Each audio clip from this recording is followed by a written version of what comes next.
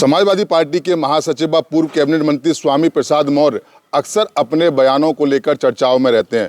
पिछले दिनों उन्होंने सनातन धर्म पर टिप्पणी की थी, जिसको देकर समाजवादी पार्टी लगातार सुर्खियों बनी हुई थी, यानी कि चर्चाओं बनी थी। अब इस बार एनसीईआरटी में सरकार ने ये पक्ष रखा है कि एनसीईआरटी की किताबों में रामायण और श्रीमद् भागवत का पाठ पढ़ाया जाए। इसको लेकर स्वामी प्रसाद मौर्य ने एक बार फिर विवादित सोशल मीडिया एक्स पर पोस्ट किया है, जिसमें कहा है क्या सरकार सुपर का नाक कान और जातीय हिंसा जैसे मुद्दों को बढ़ावा देना चाहती है। तो हमारे साथ अलीगढ़ के तमाम लोग मौजूद हैं, इनसे हम बातचीत करेंगे, क्योंकि जिस तरीके से स्वामी प्रसाद मौर्य लगातार विवादित बयान देते हुए हैं, इसको लेकर अलीगढ़ की जनता आखिर क्या सोचती है, क्या कहेंगे।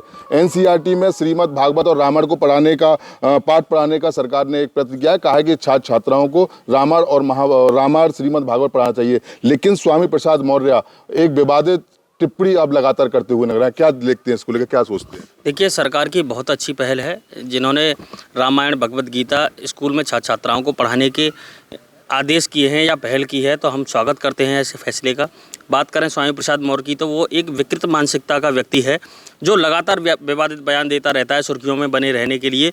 वो कहीं ना कहीं उस राक्षस रूपी, जो उस समय के जो राक्षस होते थे, वो इस तरह की बयानबाजी करते थे या इस तरह की हरकतें करते थे, उस भूमिका को वो निभा रहा है। कहीं ना कहीं ये रामायण और भगवत गीता से यह संदेश जाएगा कि पहले के समय में जो लोग गलत करते थे, उन्होंने हमारे जो देवी देवता थे, उन्होंने अवतार लेकर उन राक्षसों का वध किया, और इसीलिए समाज में बहुत अच्छा संदेश इस रामायण और भगवत गीता पढ़ाने से जाएगा। लेकिन ये जो स्वामी प्रसाद मौर्य इस तरह की जो टिप्पणी करते हैं, मैं उनको चेतावनी दे देना चाहता हूं कि वो बाज आ जाएं अपनी इस बयानबाजी से, अन्यथा की स्थिति में परिणाम उनको भुगतने होंगे। अखिलेश यादव भी उनके बयानों को लेकर कोई टिप्पणी जाहिर नहीं करे, क्या कहेंगे, किस सोच पर जा रही है? देखिए, कहीं ना कहीं उनकी सहमति है, मौन सहमति मानो या फिर जो भी सहमति मानो, क्योंकि वो भी उसी मानसिकता से ग्रसित हैं जो कहीं ना कहीं उस राक्षस रूपी मानसिकता को दर्शाता है। क्या कहेंगे? स्वामी प्रसाद मौर्य ने विवादित बयान दिया है। रामायण और महाभारत में जिस तरीके से पाठ पढ़ाने की बात सरकार कर रही है, उन्होंने कहा है कि ये लोग जातीय हिंसा, सुपर खां इत्यादि घटना को बढ़ावा देना चाहते हैं। देखिए, मुझे लगता है कि स्वामी प्रसाद मौर्य के इस बयान को कतई गंभीरता से लेने की आवश्यकता नहीं है। सरकार का इससे बड़ा स्वागत योग्य कदम नहीं हो सकता। अब तक सनातन विरोधी सरकारें प्रदेश और केंद्र में रहीं, उन सरकारों के द्वारा अब तक हमारे हिंदू धर्म के देवी देवताओं को ख़त्म करने का प्रयास किया। आने वाली पीढ़ी उनके बारे में न जाने, उनके त्याग को, उनकी परंपराओं को, उनके मानसिकता को न जाने, ऐसा प्रयास अब तक सरकारों ने किया। वर्तमान की योगी और मोदी सरकार राष्ट्रवाद से ओतप्रोत सरकार है। राष्ट्र अपने उसी क्रम में योगी और मोदी सरकार के द्वारा इन एनसीईआरटी की बुकों में जो भगवान श्री राम के बारे में जानने का जो प्रस्ताव लाया गया है, श्रीमद् भगवत गीता को पढ़ाए जाने का जो प्रस्ताव लाया गया, इससे बड़ा शानदार और बेहतरीन कदम आने वाली पीढ़ी के लिए और इस देश की पुरानी परंपराओं को पुनः जीवित करने के लिए इससे बड़ा अच्छा कदम नहीं हो सकता। स्वामी प्रसाद मौर्य ने वो व्यक्ति है जिसने खुद को नेबला कहा, तो मुझे लगता नहीं है कि एक ऐसा इंसान इंसानी रूप से बयान दे सकता है।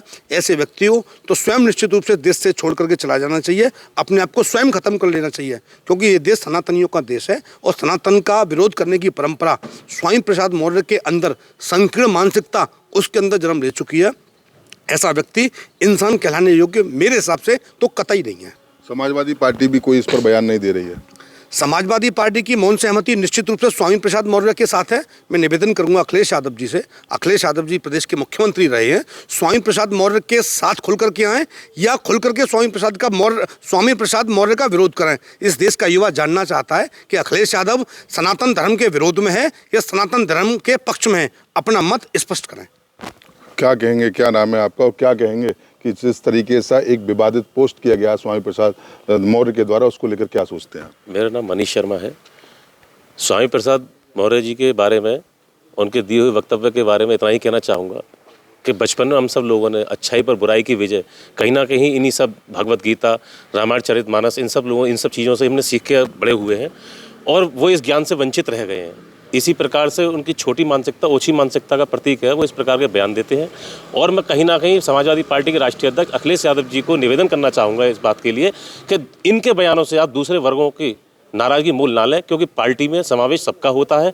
दूसरों की भजन भावनाओं को आहत करके और आपके चंद लोगों को खुश करें, ये पार्टी हित में कतई नहीं है। और मैं फिर कहना, चेतावनी के साथ चुनाव सर पर है, इसका नुकसान एक व्यक्ति का समाजवादी पार्टी को भुगतना पड़ जाएगा। और चूंकि कहीं ना कहीं यादव और माधव की बात करने वाले ये किसकी बात करें, चीर हरण को भगवान स्वयं श्री कृष्ण ने दिखाया था कि अत्याचार की पराकाष्ठा जब पार होती है तो कोई ना कोई अवतार इस पृथ्वी पर जन्म लेता है। तो मैं इसी अवतारी पुरुष भगवान श्री कृष्ण जी के साक्षी मानकर कहना चाहूँगा कि ऐसे असुर को पार्टी से निकालें और इनके बयानों को या इन पर लगाम लगाएं। देखिए, बिल्कुल ऐसे लोगों को पार्टी से निकालने या बैन का क्या कहेंगे, क्या नाम है, किस तरीके की मानसिकता दर्शाती है स्वामी प्रसाद मौर्य की जो सोच है, क्या कहेंगे इसको लेकर?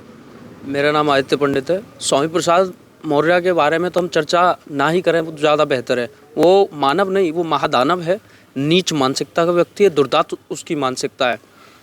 समाजवादी पार्टी जो उसे संरक्षित कर रही है, वो कहीं ना कहीं मैं इससे सहमत हूँ कि समाजवादी पार्टी भी स्वामी प्रसाद मौर्य से सहमत है, क्योंकि जो अपने सत्ता हथियाने के लिए, पार्टी हथियाने के लिए जो अखिलेश यादव अपने बाप के हाथ से अभद्रता कर सकता है, माइक छीन सकता है, बदतमीजी कर सकता है, तो वो निश्चित ही वो क्यों रामायण को मानेगा, वो क्यों महाभारत को मानेगा।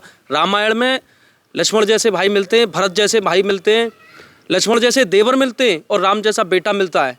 लेकिन जिस पार्टी में सत्ता को हथियाने के लिए अपने ही बाप से बदतमीजी की जाए, तो उसमें स्वामी प्रसाद मौर्य जैसे बयानों को मुझे नहीं लगता कि वो लोग उसे नेगलेक्ट करेंगे। कोई कार्रवाई की मांग करेंगे, कुछ कहना चाहेंगे?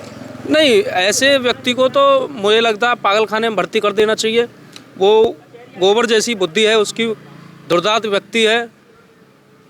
मैं उस पर कोई कार्रवाई नहीं चाहूँगा। ऐसे व्यक्ति को सिर्फ पकड़ के पागलखाने में पिंजड़े में बंद कर देना चाहिए। देखिए, बिल्कुल ये थे अलीगढ़ के तमाम लोग जिनसे हमारी बात हुई। इनका साफ तौर से यही कहना है कि स्वामी प्रसाद मौर्य के बयान को लेकर ये पूरी तरीके से आते हैं, क्योंकि जिस तरीके से एनसीईआरटी में रामायण और श्रीमद् भागवत पढ़ाने की जो बात की जा रही है, उससे कहीं ना कहीं जो हमारे महापुरुष थे, चाहे वो राम की बात करें, लक्ष्मण की बात करें या भगवान श्री कृष्ण के उनका जो अवतार हुआ उसको लेकर बात करें, तो कहीं ना कहीं लोगों में एक शैक्षिकता बढ़ेगी और अपने जो आराध्य हैं उनको जानने का मौका मिलेगा। तो निश्चित रूप से इन तमाम युवाओं से हमारी बात हुई। इनका साफ तौर से यही कहना है कि जो स्वामी प्रसाद मौर्य की जो सोच है वो एक विक्षिप्त हो चुके हैं। जल्द से जल्द इनको पागलखाने भर्ती करा दिया जाए। सहयोगी के साथ मैं मोहित गुप्ता, TV9 अलीगढ़।